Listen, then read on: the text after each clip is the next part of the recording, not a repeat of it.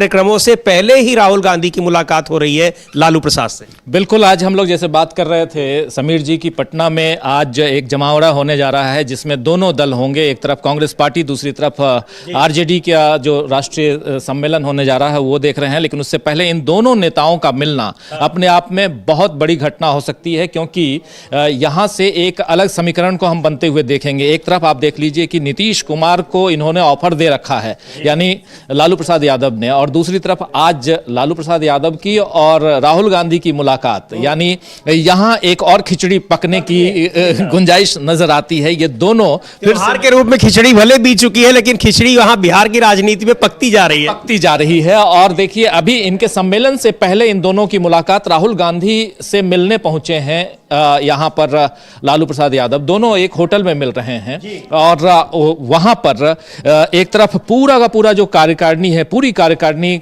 राष्ट्रीय जनता दल की, वो पटना में है। पूरा का पूरा कांग्रेस पार्टी के कार्यकर्ताओं का दल बल वो पटना में है।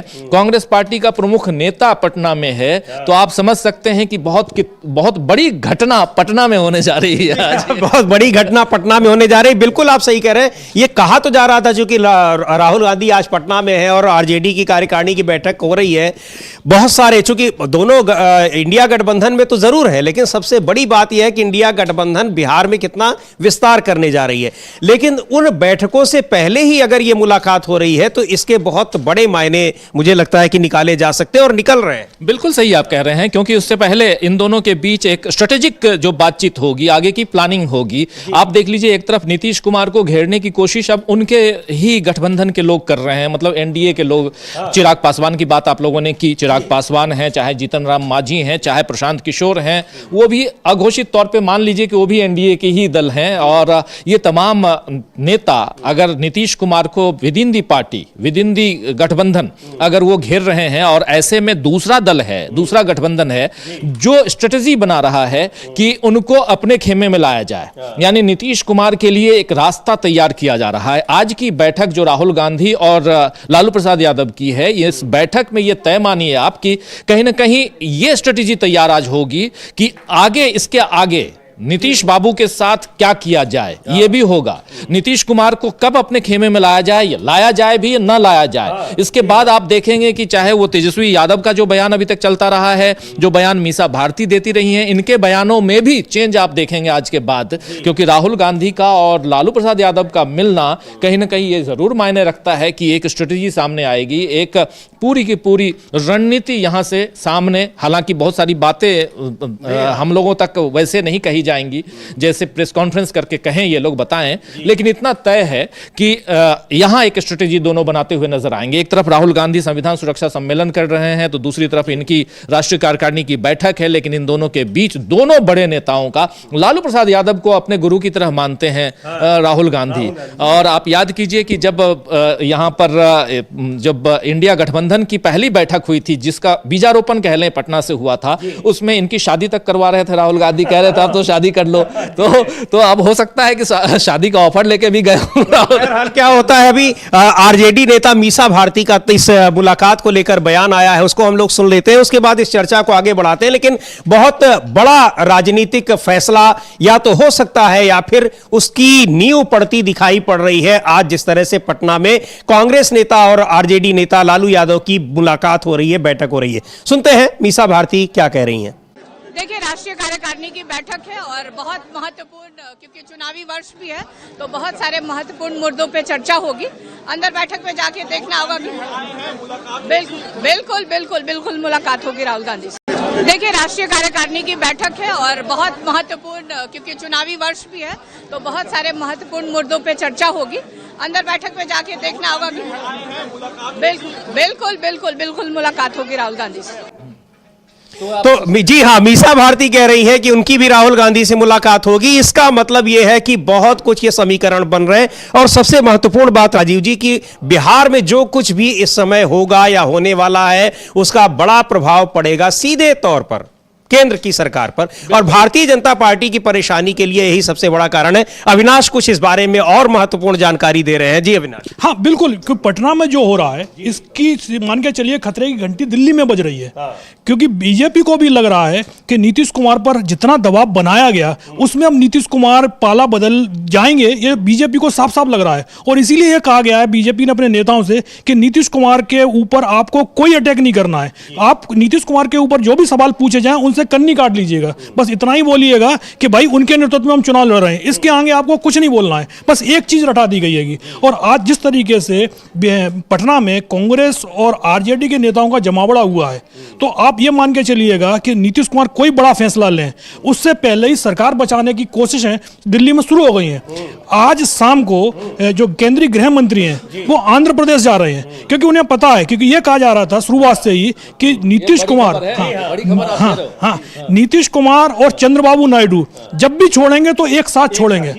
और अगर नीतीश कुमार के मन में कुछ चल रहा है और ये दिल्ली तक खबर पहुंच चुकी है, तो आप मान के चलिएगा खबर साफ है कि नीतीश कुमार जो है सरकार को छोड़ने वाले हैं, एनडीए को छोड़ने वाले हैं। सरकार में तो वो बने ही रहेंगे खैर, क्योंकि वो चाहे इधर जाएं चाहे वो उधर जाएं, सीएम तो उन्हीं को रहना है।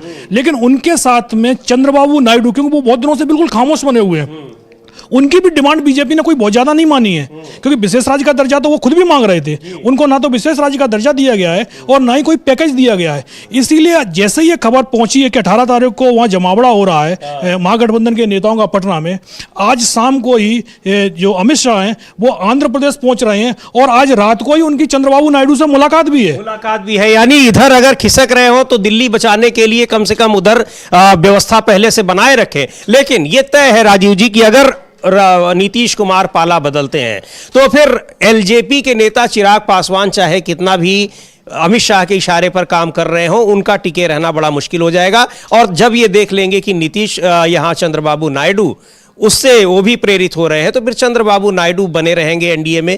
बहुत इसकी संभावना बहुत कम नजर आ रही है। समीर जी, दरअसल पिछले 10 साल में बीजेपी लगातार एक्सपोज भी हुई है और उसके जितने घटक दल हैं, सहयोगी दल हैं, वो जान रहे हैं कि हमारा हश्र बीजेपी क्या करेगी। यानी चाहे वो नीतीश कुमार हो, चाहे वो चंद्रबाबू नायडू हो, चाहे उधर ओडिशा में अब देख लीजिए वो अपोज करने लगे हैं नवीन पटनायक जी, और चाहे यहां चिराग पासवान हो, ये जितने भी नेता हैं उन सबको पता है कि हमारा हश्र क्या होगा, हमारी पार्टी का हश्र क्या होगा। इसलिए ये अभी बहुत ही यहां पर अलर्ट मोड में नजर आते हैं। इसीलिए जो अभी अविनाश बता रहे हैं कि आज रात को शाम को अमित शाह जा रहे हैं वहां आंध्र प्रदेश जा रहे हैं, चंद्रबाबू नायडू को साधने के लिए जा रहे होंगे, इसमें कोई दो राय नहीं है कि चंद्रबाबू नायडू को बचाना जरूरी है, अपने साथ अपने खेमे में रखना जरूरी है बीजेपी के लिए, अगर सरकार को बचाए रखना है तो। अगर कहीं पलटी मार लेते हैं नीतीश बाबू, और जो स्ट्रेटेजी जैसे अभी कह रही है मीसा भारती कह रही है कि मिलूंगी राहुल गांधी से, और ऑलरेडी उनके पापा यानी लालू प्रसाद यादव की मुलाकात हो रही है इस वक्त जब हम चर्चा कर रहे हैं, तो ये सारे समीकरण कहीं ना कहीं एक दूसरी रणनीति को, तो एक तरफ यहां इंडिया गठबंधन में मजबूती या आपसी मेल मिलाप बातचीत, उसका कितना असर उधर एनडीए में पड़ रहा है, कितना असर खासकर बीजेपी पर पड़ रहा है, कितना असर नरेंद्र मोदी और अमित शाह पे पड़ रहा है, वो दिख रहा है कि वो यहां से दिल्ली से इधर राहुल गांधी पटना पहुंचते हैं, ये उधर जाने की तैयारी कर रहे हैं, यानी आंध्र प्रदेश जाने की तैयारी कर रहे हैं। एक्शन हो रहा है पटना में और रिएक्शन हो रहा है दिल्ली से लेकर और हैदराबाद तक हो रहा है। इसलिए आंध्र प्रदेश तक की सबसे महत्वपूर्ण बात यह है कि सारा जो बड़ा खेल है वो है कि वो दिल्ली की सरकार हिल जाएगी, और दिल्ली की सरकार अगर हिली तो भारतीय जनता पार्टी को यह भली भांति मालूम है कि फिर हिलेगी नहीं, फिर बड़ा भूकंप आ जाएगा उसके लिए। बिल्कुल आप सही कह रहे हैं। और सबसे बड़ी चीज देख लीजिए, अगर आज, क्योंकि आज दिन भर राहुल गांधी पटना में हैं, उनका कार्यक्रम भी है, तमाम नेता उनके मिलने वाले हैं, इधर इनके तमाम नेता यानी आरजेडी के तमाम नेता हैं। यह भी सुनने में आ रहा है कि एक छोटी सी बैठक भी हो जाए जिसमें वाम दलों के नेता भी रहें, दीपांकर भट्टाचार्य भी रहें, यह खबर भी आ रही है। यानी महागठबंधन की अगर वहां पे छोटी बैठक अघोषित तौर पे भी बड़े नेताओं की, अब देखिए 2 बड़े नेता तो मिल लिए, तीसरा एक बड़ा नेता है दीपांकर भट्टाचार्य, वो भी अगर उनकी भी मुलाकात हो जाती है तो एक स्ट्रेटेजी तो तैयार हो हो जाएगी, रूबरू स्ट्रेटेजी तैयार होगी, ये तय मानिए। और यहां से फिर बिहार को किधर लेके जाना है, बिहार की पूरी की पूरी जो सियासत है जिसमें नीतीश बाबू मेन रोल में नजर आते हैं, और नीतीश बाबू के सामने भी सबसे बड़ी चीज है कि उनको अपनी सत्ता बचानी है, सत्ता बचाए ना बचाए उनको अपनी पार्टी बचानी है। अगर वो पार्टी, अगर आज की तारीख में वो कोई डिसीजन नहीं लेते हैं, आज की तारीख मतलब अगले 2-4 महीनों में अगर तैयारी, अगर वो नहीं करते हैं, तैयारी नहीं करते हैं या डिसीजन नहीं लेते हैं, तो उनको आने वाले चुनाव में अपनी पार्टी को बचाना मुश्किल होगा। सबसे बड़ी चिंता उनके सामने यही है कि पार्टी को कैसे बचाएं, और पार्टी को बचाने के लिए अब उनके सामने 2 विकल्प है कि क्या वो अकेले अपने दम पे चुनाव लड़ेंगे या वो महागठबंधन के साथ जाएंगे। एक जो पहला ऑप्शन है अकेले अपने दम पे चुनाव लड़े, जो उन्होंने किया था उस समय 2014 में, 13 में छोड़ा था उन्होंने, तो उस समय जो किया था लोकसभा चुनाव के समय, उसमें उनको घाटा हुआ था। विधानसभा में उनको पता है कि अगर वो महागठबंधन के साथ आते हैं तो उनको फायदा होता है। अब वो सब कुछ टेस्टेड है। देखिए यहां एक एक तार को जोड़ने की कोशिश कीजिए। नीतीश बाबू टेस्ट कर चुके हैं, टेस्ट बलून उनके सारे, कहां फेल कहां पास उनको पता है। बीजेपी के बारे में उनके सहयोगी दल सब कुछ टेस्ट कर चुके हैं कि ये ऐसी पार्टी है जो हमको सीढ़ियों की तरह इस्तेमाल करती है, उसके बाद सीढ़ी को लात मार के किनारे कर देती है। तो और ये अब उधर केसीआर भी जान चुके हैं तेलंगाना में, ओडिशा में अब नवीन बाबू भी जान चुके हैं, पंजाब में शिरोमणि अकाली दल भी जान चुके हैं, और जो लोग इनके सहयोगी अभी हैं वो भी जान रहे हैं, वो जानते हैं कि अब क्या होगा। आप देख लीजिए उत्तर प्रदेश में क्या चल रहा है, सोनेवाल और बाकी, यानी वहां भी चल ही रहा था। ताजा तरीन आप उड़ीसा में देख लीजिए, ओडिशा में, हाँ, उनकी मदद से ही पहुंचे, और उसके बाद वो कहां है, दोनों कहां, वही तो ये गोवा पे हमने देख लिया, बहुत सारे अलग अलग जगहों पे देख लीजिए आप, चाहे आप असम चले जाइए, कई जगहों पे है। तो इसलिए यहां पर, और बिहार को कहा जाता है राजनीति का खान, बिहार से राजनीति का बीजारोपण और राजनीति के फूल जो है खिलते हैं वहां से, और बिहार से होकर आप उत्तर प्रदेश आते हैं, उत्तर प्रदेश से फिर पहुंचते हैं आप दिल्ली की कुर्सी पे। तो इसलिए ये बिहार एपी सेंटर बना हुआ है, ये रहेगा अगले 6 महीने तक। और नीतीश बाबू के सामने अभी वहां पोह वाली स्थिति है, उनके सामने क्या करें क्या ना करें, पार्टी बचाएं कि कुर्सी बचाएं, हाँ। ये उनके लिए सबसे बड़ी चिंता है आज की तारीख में कि क्या बचाया जाए। अब बिहार इस तरह का है, और इसीलिए तो बिहार को लेकर भारतीय जनता पार्टी परेशान भी है कि 10 साल केंद्र में भी सरकार में रह लिए, राज्य सरकार में भी हिस्सेदारी है, लेकिन अब तक वहां पर वो अपनी सरकार नहीं बना पाई है इंडिविजुअली, और यानी अपने सहयोगी दलों को वहां वो किनारे नहीं लगा पाई है। कोशिशें तमाम हो रही हैं, 2020 में तो पूरी तरह से कोशिश कर ली थी, कामयाब भी हो गई थी, लेकिन नीतीश कुमार इस शहमात के खेल में कहीं ना कहीं उसको आखिरकार मात देते दिखाई पड़ते हैं। कल देखिए आप बिल्कुल सही कह रहे हैं, लेकिन एक महत्वपूर्ण बात है कि कल नीतीश कुमार के ऊपर जिस ढंग से प्रशांत किशोर ने, पीके ने जो हमला बोला है, उनकी मानसिक स्थिति पर उन्होंने हमला बोला है। पहली बार किसी राजनेता ने, अब राजनेता क्या कहें प्रशांत किशोर को, लेकिन ठीक है, नेतागिरी कर रहे हैं तो, और पार्टी भी बना लिए हैं, राजनीतिक पार्टी बना लिए हैं तो, लेकिन उन्होंने सीधे सीधे इनकी मानसिक स्थिति पर उन्होंने चर्चा किया है। और दूसरी तरफ उनका साथ देते हुए चिराग पासवान नजर आते हैं। मैं ये बात इसलिए कह रहा हूं, आपके सवाल पे आऊंगा, इसलिए कह रहा हूं क्योंकि नीतीश कुमार को घेरने की कोशिश जो हो रही है अंदर खाने में, जिसमें जीतन राम मांझी भी हैं और असदुद्दीन ओवैसी भी कुछ दिनों में घेरते हुए नजर आएंगे। आप देख लीजिएगा, बिहार की राजनीति है, और बिहार की राजनीति में असदुद्दीन ओवैसी एक इंडिया गठबंधन के हिसाब से देखा जाए तो एक जबरदस्त विलेन के रोल में वहां उनका वो हुआ था, पदार्पण हुआ था, जिसमें सीमांचल में उन्होंने बिल्कुल ही बैकफायर कर दिया था। तो इसलिए ये तमाम नेता, कुछ और छोटे दलों के नेता नजर आएंगे वहां पे, ये सब घेरेंगे नीतीश कुमार को। और अगर ये सब घेर रहे हैं तो ये सब किसके दम पे घेर रहे हैं ये देखना होगा। ये सब जो हैं वो एनडीए के, लगभग एनडीए के हिस्सा हैं, जिसमें जीतन राम मांझी भी हैं, जिसमें चिराग पासवान भी हैं, और अघोषित तौर पर पीके भी हैं, भले वो कुछ भी कह लें बीजेपी के बारे में, अघोषित तौर पर पीके भी हैं।